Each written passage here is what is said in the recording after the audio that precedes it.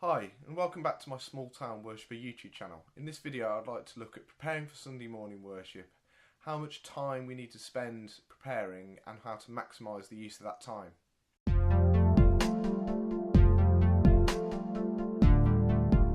So, first of all, how much time do we really need to spend preparing for a Sunday morning? Well, that depends on a variety of different situations. First and foremost, when we get the set list on a Sunday for the Sunday morning service.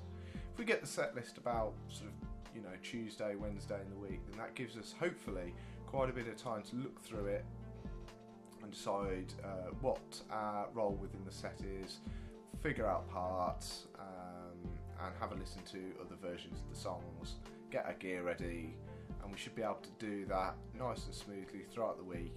But if we don't get the set list until sort of Friday night, Saturday, then that doesn't really leave us a lot of time to prepare all the aforementioned things that I mentioned. So we really need to look at how to use that time to the maximum effect. So I'm going to look at both scenarios in this video. So first of all, if we've got a lot of time, then what I tend to do is space out my practice time throughout the day. So we'll try and make as much time as I can sort of through the latter part of the week, usually in half hours, 3/4 of an hour stints. I tend to work evening shifts in my main job, so sort of half an hour to an hour at the end of a shift, listening back to the original versions of the songs. I also keep a log of previous recordings from our own worship team, so I'll often have a listen back to those as well.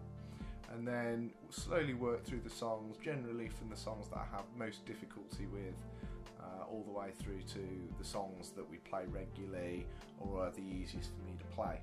So in comparison to that, if we don't get the set list until later on in the week, then all that sort of focus and all that expansive preparation that we can do throughout the week has to be really condensed into maybe sort of 1 or 2 hours, 1 or 2 hours if you're lucky, probably 1 hour on a Saturday night, even possibly spilling into Sunday morning, depending on how busy your week is. So there you really need to look at what the real sticking points of the set list are. Are there songs that you have trouble with, and really focus on those? Maybe you need to omit some of the songs that you really don't have so much of a problem with, or that are slightly easier or have less instrumentation for your particular instrument.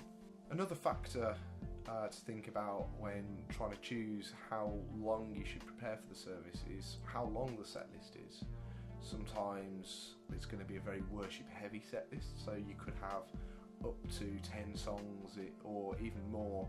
Sometimes our worship team tend to have something called a song pool of maybe up to 15 songs that we all need to pretty much have ready to go. So obviously that's a lot more work than maybe a youth service or a baptismal service, or where there's a lot else going on in the service and less songs, less time for worship, and therefore less songs. So if you've got a long set list, then again you need to go back to really prioritising your time. What songs? Maybe there's songs in the set list that you haven't played in years. That often occurs, that we've had songs that maybe I haven't played in 2 or 3 years, so we really need to focus on those sorts of songs. As fun as it can be to just kind of crank on songs that you've played for and really enjoyed playing nearly every week, you've got to look at maybe the hymn that gets pulled out, that you haven't played maybe for 5 years, might get pulled out for a service, and then you've got to really look at those sort of songs in priority, even though some of them, to be fair, let's be honest, some of the songs that tend to get left out, generally speaking, are the older ones, the old school 90s worship songs and the hymns in modern church anyway. It depends on which church you come from.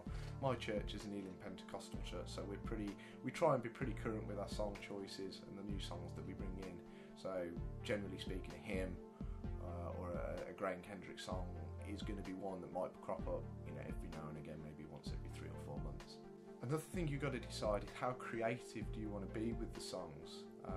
Some people are just happy to stick with a very basic part and leave a lot of headspace for worship, and that's absolutely great and admirable.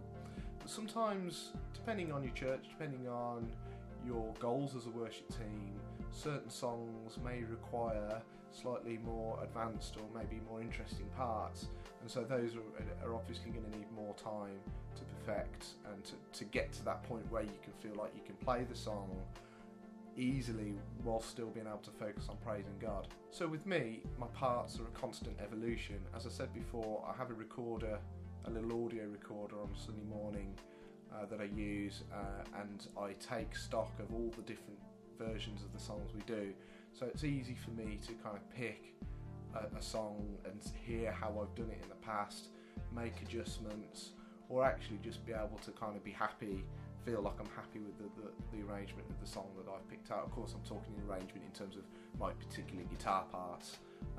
The whole arrangement for our team is a collaboration. We have a worship leader, a musical sort of acting musical director, and the whole arrangement is decided between the group of us, but I'm always tweaking my guitar parts. So if I've got a lot of time to prepare for the service, then I might go back and tweak parts, refine them, play them on different parts of the neck, play them with a different sound. But if I haven't got a lot of time to prepare for this, as I say, if I've had a busy week or for whatever reason the set list has come late, then I've got to figure out what I played and just try and replicate the parts as quickly as possible that I played previously, especially the ones that worked. That concludes this video today. Hopefully some of my ideas and experiences have been helpful to you in your situations. If you've enjoyed the content today, don't forget to subscribe to my channel. You can also follow me on Instagram and Facebook. Just type in Small Town Worshipper into the search bar. Next video in this series at least will be focusing on equipment and resource management in preparation for Sunday morning services. So it's going to follow on from time management. So I hope you can catch me for that video. Until next time, see you soon.